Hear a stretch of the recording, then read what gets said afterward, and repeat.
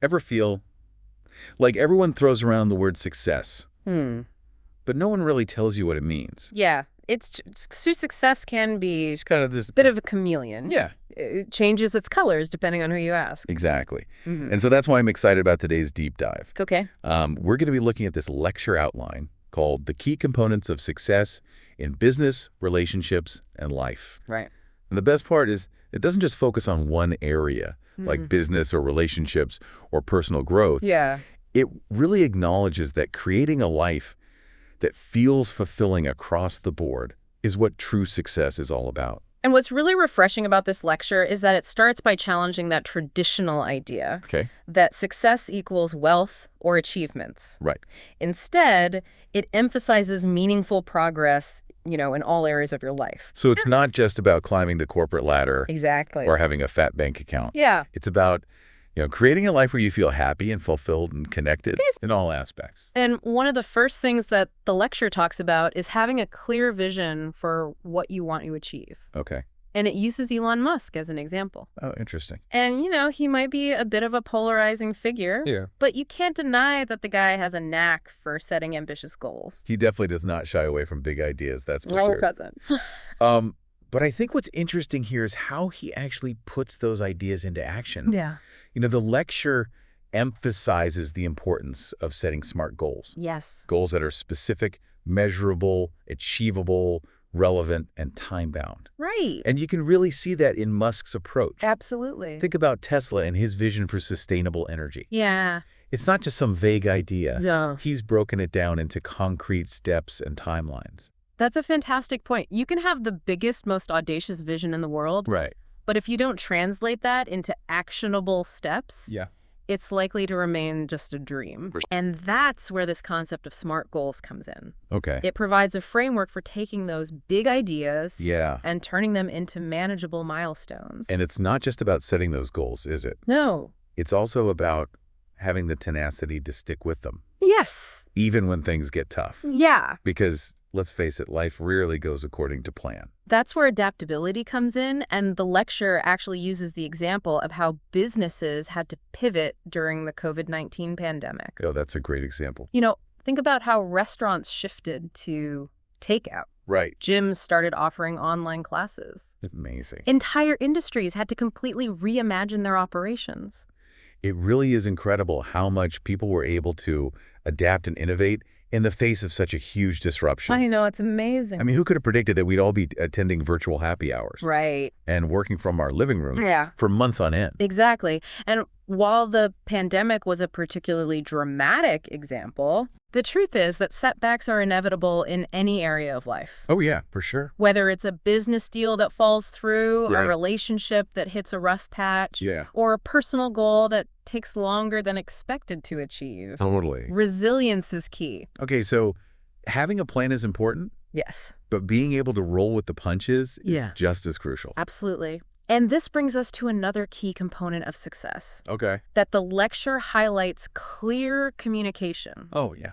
It might seem obvious, Okay. but you'd be surprised how often communication breakdowns lead to unnecessary conflicts and misunderstandings, Right. both in our professional and personal lives. I think we've all been there at some point. Oh, yeah. Miscommunication can lead to so much frustration and wasted energy, It's true. especially in relationships. Absolutely. It's like that game of telephone we played as kids where the message gets distorted Right. as it passes from person to person. The lecture actually suggests a fun role-playing activity to illustrate this point. Imagine trying to give someone instructions that are super vague and unclear, Right. and then seeing how that impacts the outcome. Right. It's a great way to experience firsthand how much clarity and precision matter in communication. I love that idea. Yeah. It's a reminder that even seemingly simple things can go awry when communication isn't clear. And when it comes to communication in relationships, Yeah. the lecture offers a particularly helpful tip: Okay. using I statements instead of you accusations. Right. So it's about shifting the focus from blame Yeah. to expressing your own feelings and needs in a constructive way. I've definitely heard of I statements before, Okay. but I think it would be helpful to unpack that concept a bit more. Sure. Could you give an example of how this works in practice? Of course. Let's say you're feeling unheard in a conversation with your partner. Right. Instead of saying, "You never listen to me," Right. which immediately puts them on the defensive. Yeah. You could try something like, "I feel unheard when I'm trying to share something important with you." Okay. It's a subtle shift, Right. but it can make a big difference in how the message is received. That makes so much sense. Yeah. It's about owning your own feelings. Yes. And expressing them in a way that invites dialogue Exactly. rather than shutting down the conversation. It's about creating a space for understanding and collaboration, Yeah. which is essential for healthy and fulfilling relationships. This is great stuff. I'm already starting to see how these different components of success are interconnected. Yeah. We've talked about vision, adaptability, communication. It's like building a foundation Yeah. for a well-rounded and fulfilling life. And speaking of foundations, Yes. the lecture also emphasizes the importance of aligning your life with your values. Yes. And giving back to others. It actually uses Oprah Winfrey as an example. Oprah. I mean, if anyone embodies success, it's her, right? Right. But what specifically about her approach resonates with this idea of aligning your life with your values? Well, Oprah has consistently used her platform to champion causes she believes in Okay. and to make a positive impact on the world. Yay. Her philanthropy, Yeah. her focus on personal growth and empowerment, and her commitment to amplifying diverse voices are all reflections of her values. And it's not just about making a difference for others. No. It's about creating a life that feels authentic and meaningful for yourself as well. Precisely. And this brings us to another interesting concept from the lecture. Hmm. The 80-20 rule, Okay. also known as the Pareto principle. I've heard of the 80-20 rule, Okay. but I admit I'm a little fuzzy on the details. All right. Could you refresh my memory on how this principle relates to personal success? Of course. So it states that roughly 80% of your results come from 20% of your efforts. So it's not about doing more. No. It's about focusing on the things that truly matter. Exactly. The activities that have the biggest impact. A high-impact activity. So instead of spreading ourselves thin trying to do everything, Right. we should be identifying those high-impact activities and prioritizing them. But how do we figure out what that 20% looks like in our own lives? That's a great question, and we'll delve deeper into that in just a moment. Okay. I'm all ears. I'm really curious to hear more about how to apply this principle in different areas of life. Right. So you're telling me that by focusing on that crucial 20% of our efforts, we can potentially achieve 80% of our desired results. That sounds almost too good to be true. It might sound counterintuitive, but it's a principle that has been proving effective across various fields. The key is to identify what that high-impact 20% looks like for you. Okay, so it could be specific tasks at work, Yeah. or certain habits in our personal lives, or even Absolutely. the types of relationships that we cultivate. It's about working smarter, not necessarily harder. I see. But how do we actually go about identifying those high-impact activities? Yeah, absolutely right. That seems like the tricky part. It requires a bit of self-reflection and analysis. Okay. Think about the areas where you want to see the most significant results. All right. And then within those areas, break down your activities and evaluate which ones consistently yield the greatest returns. So for someone who's feeling overwhelmed at work, it might be helpful to track their time for a week or two Yeah, and see where they're spending the majority of their energy. absolutely. And then they can start to identify tasks that could be delegated, automated, or Right. even eliminated entirely. That's a brilliant example, and you can apply this same principle to your personal life as well. Good. Let's say your goal is to improve your fitness. Okay. Instead of trying to incorporate a dozen different workouts into your routine, Yeah. focus on finding one or two that you truly enjoy and that fit seamlessly into your schedule. Gotcha. Consistency is key. And that brings us back to the importance of habits, which is another key component of success highlighted in this lecture outline. Absolutely. The lecture even quotes Aristotle. Oh, okay. We are what we repeatedly do. Excellence then is not an act, but a habit. I love that quote. It really encapsulates the power of habits. It does. You know, they shape our actions, our thoughts, Yes, and ultimately our outcomes. they really do. Building positive habits can be like setting your future self up for success. It's true. Now, the lecture outline even mentions some specific strategies for building habits, Yeah. like habit stacking and accountability. Yes. Those sound interesting.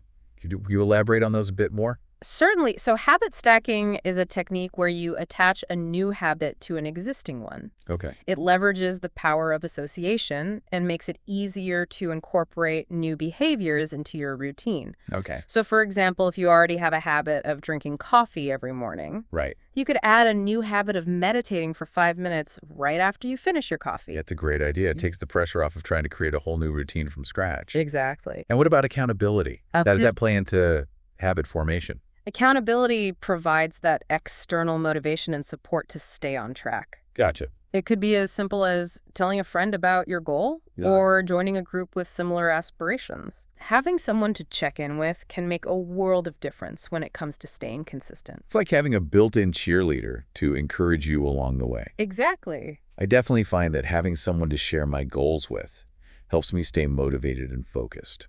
Beyond habits, the lecture also touches on the importance of mindset. Okay. Your mindset is essentially the lens through which you view the world, Right. and it can have a profound impact on your experiences and outcomes. I've always been a big believer in the power of positive thinking.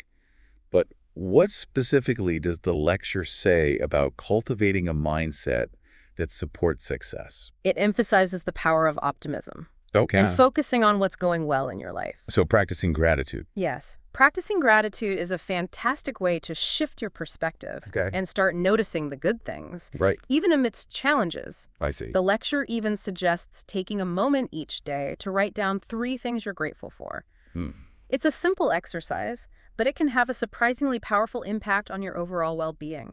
I love that idea. It's so easy to get caught up in the hustle and bustle of daily life that we often forget to appreciate the simple joys. Yeah, it's true. Taking a moment to acknowledge what we're grateful for can really help to reframe our outlook and boost our mood. Exactly. And when you approach life with a more positive and appreciative mindset, you're more likely to attract positive experiences and opportunities. Right. It's like a self-fulfilling prophecy.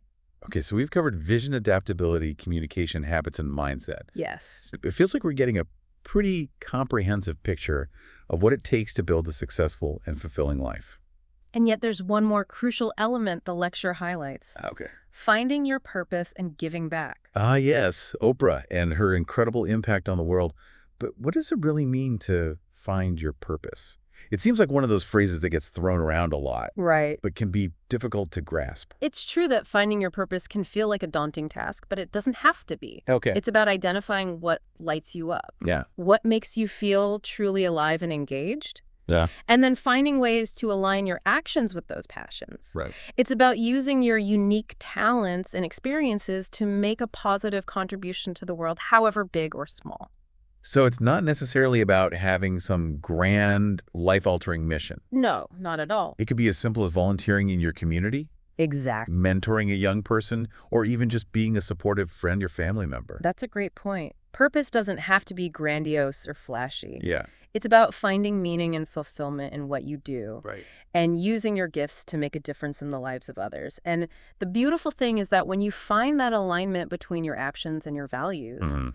it often leads to even greater personal satisfaction and success. It's like this beautiful cycle. You find something you're passionate about, you Uh, pour your energy into it, and it brings you a sense of fulfillment that fuels your desire to keep giving back. Exactly. It's a win-win for everyone involved. Now, as we wrap up our deep dive into this lecture outline, I want to highlight the 4 cornerstones of success it emphasizes: vision, adaptability, empathy, and self-discipline.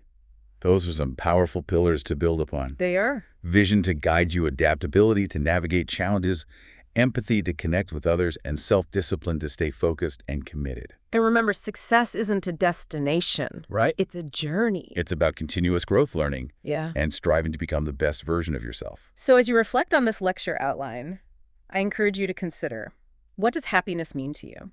And how does it connect to your definition of success? Because ultimately, true success is about living a life that feels meaningful and fulfilling on your own terms. Yeah, that really is a powerful question It is. to consider. Yeah.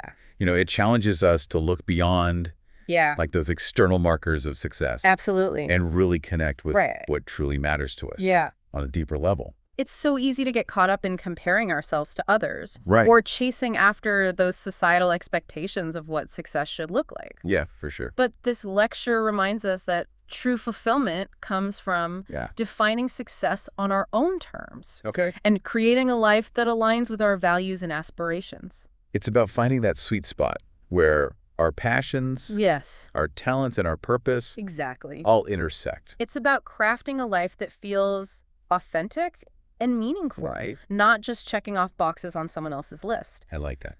And this lecture outline has given us some incredible tools and frameworks It have. to help us on that journey. We've explored the importance of vision, adaptability, communication, habits, mindset, Right. and finding purpose. Yes, it's like we've been given a roadmap, Yeah. but we get to choose the destination. And that's the exciting part. This deep dive hasn't given us all the answers, No, it hasn't. but it's hopefully sparked some new questions and insights that we can carry with us as we continue to define and create our own version of success. So as you move forward, Yeah. I encourage you to embrace those 4 cornerstones that we've been discussing. Vision, adaptability, empathy, and self-discipline. They really are. They are A foundation to build on. the foundation upon which you can build a life filled with purpose, meaning, and, yes, success. And remember, success isn't a destination. It's an ongoing journey of growth, Absolutely. learning, and evolution. It's about continually striving to become the best version of yourself Yeah. while embracing the inevitable twists and turns along the way. Well, thank you for joining us on this deep dive into the key components of success. It's been a pleasure. We hope you've gained some valuable insights and inspiration Yes. to help you on your own unique journey. Until next time. Yeah. Keep exploring, keep learning, Okay. and keep defining success on your own terms.